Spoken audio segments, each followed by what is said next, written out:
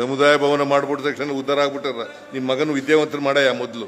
ಏನು ಓದ್ತ ಜಾಗ ಕೊಡೋಣ, ಸಮುದಾಯ ಭವನ ಮಾಡ್ಕೊಳ್ಳೋಣ, ಮೊದಲು ವಿದ್ಯಾವಂತರನ್ನಾಗಿ ಮಾಡಿ. ಈಗ 5 ಗ್ಯಾರಂಟಿ ಕೊಟ್ಟಿರ್ತಕ್ಕಂಥದ್ದು ಯಾರಿಗೋಸ್ಕರ? ನಿನಗೋಸ್ಕರ ಅಲ್ವಾ, ನಿಮ್ಮ ಸಮುದಾಯಕ್ಕಲ್ವಾ? 1 ಲಕ್ಷ ಕೋಟಿ. ಈಗ ತಿಮ್ಮೇಗೌಡರು 10 ಎಕರೆ ಜಮೀನು ಕೊಡಿ ಅಂತ ಹೇಳಿದ್ದಾರೆ, 10 ಕೋಟಿ ಕೊಡಿ ಅಂತ ಹೇಳಿದ್ದಾರೆ. ಆಮೇಲೆ ಹಾಸ್ಟೆಲ್ ಮಾಡಬೇಕು, ನಾವು 30 ಕೋಟಿ ಕೊಡಿ ಅಂತ ಕೇಳಿದ್ದಾರೆ. ಆಮೇಲೆ ಜಾಗ ಕೊಡಿ, ಸಮುದಾಯ ಭವನ ಮಾಡಬೇಕು ಅಂತ ಹೇಳಿದ್ದಾರೆ. ನಾನು ಅವೆಲ್ಲ ಬರೆದಿದ್ದೀನಿ. ಅವನ್ನೆಲ್ಲ ಅಂತಿಮಗೊಳಿಸ್ತಕ್ಕಂಥ ಕೆಲಸವನ್ನ ಮಾಡೋಣ, ಮಾಡಿಕೊಡ್ತಕ್ಕಂಥ ಕೆಲಸ ಮಾಡೋಣ. ಈಗಲೂ ನೀವು ಮಾಡ್ತೀವಿ ಅಂತಂದ್ರೆ ಮೆಡಿಕಲ್ ಕಾಲೇಜು ಕೊಡೋಣ, ಇಂಜಿನಿಯರಿಂಗ್ ಕಾಲೇಜು ಕೊಡೋಣ, ಬೇರೆ ಸಂಸ್ಥೆಗಳನ್ನು ಕೊಡ್ತೇವೆ. ಮಧು ಬಂಗಾರಪ್ಪನವರೇ ಎಜುಕೇಶನ್ ಮಿನಿಸ್ಟರ್ ಇದ್ದಾರೆ, ಉನ್ನತ ಶಿಕ್ಷಣ ಸಚಿವರು ಸುಧಾಕರ್ ಇದ್ದಾರೆ. ಹೇಳ್ಕೊಡ್ಸೋಣ.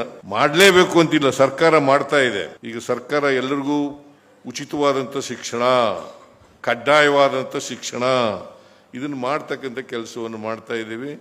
ಇದನ್ನ ಯಾವ ಕಾರಣಕ್ಕೂ ಕೂಡ ನಿಮ್ಮ ಕಸುಬುಗಳು ಏನಾರ ಆಗಿರಲಿ, ನೀವು ಏನೇ ಬಿಸ್ನೆಸ್ ಏನೇ ಮಾಡ್ತಾ ಇರಲಿ, ನೀವು ಯಾವುದೇ ವೃತ್ತಿ ಮಾಡ್ತಾ ಇರಲಿ, ಆದರೆ ನಿಮ್ಮ ಮಕ್ಕಳನ್ನ ವಿದ್ಯಾವಂತರನ್ನಾಗಿ ಮಾಡ್ತಕ್ಕಂಥದನ್ನ ಮರೆಯக்கூಡುದು.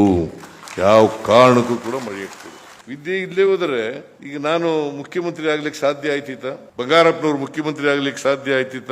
ದೇವರಾಜ ಅರಸರವರು ಮುಖ್ಯಮಂತ್ರಿ ಆಗ್ಲಿಕ್ಕೆ ಸಾಧ್ಯ ಆಗ್ತಿತ್ತ?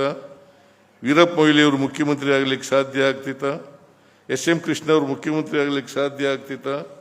ದೇವೇಗೌಡರು ಮುಖ್ಯಮಂತ್ರಿ ಆಗ್ಲಿಕ್ಕೆ ಸಾಧ್ಯ ಆಗ್ತಿತ್ತ? ವಿದ್ಯೆ. ಅದಕ್ಕೆ ವಿದ್ಯೆ ಕಲಿತಕ್ಕಂಥ ಕೆಲಸವನ್ನು ಮಾಡಲೇಬೇಕು. ಇದನ್ನ ನಾರಾಯಣ ಗುರುಗಳು ಬಹಳ ಒತ್ತಿ ಒತ್ತಿ ಹೇಳಿದ್ದಾರೆ. ವಿದ್ಯೆಯಿಂದ ಸ್ವತಂತ್ರರಾಗಿ, ವಿದ್ಯೆಯಿಂದ ಸ್ವತಂತ್ರರಾಗಿ. ನಿಮಗೆ ಸ್ವಾವಲಂಬನೆ ಬರಬೇಕು, ಸ್ವಾಭಿಮಾನ ಬರಬೇಕಾದ್ರೆ ವಿದ್ಯೆ ಕಲೀಲೇಬೇಕು. ನೀವು ಸ್ವತಂತ್ರವಾಗಿ ಬದುಕಬೇಕಾದ್ರೆ ವಿದ್ಯೆ ಕಲೀಲೇಬೇಕು. ನೀವು ಮನುಷ್ಯರಾಗಿ ಬದುಕಬೇಕಾದ್ರೆ ವಿದ್ಯೆ ಕಲೀಲೇಬೇಕು.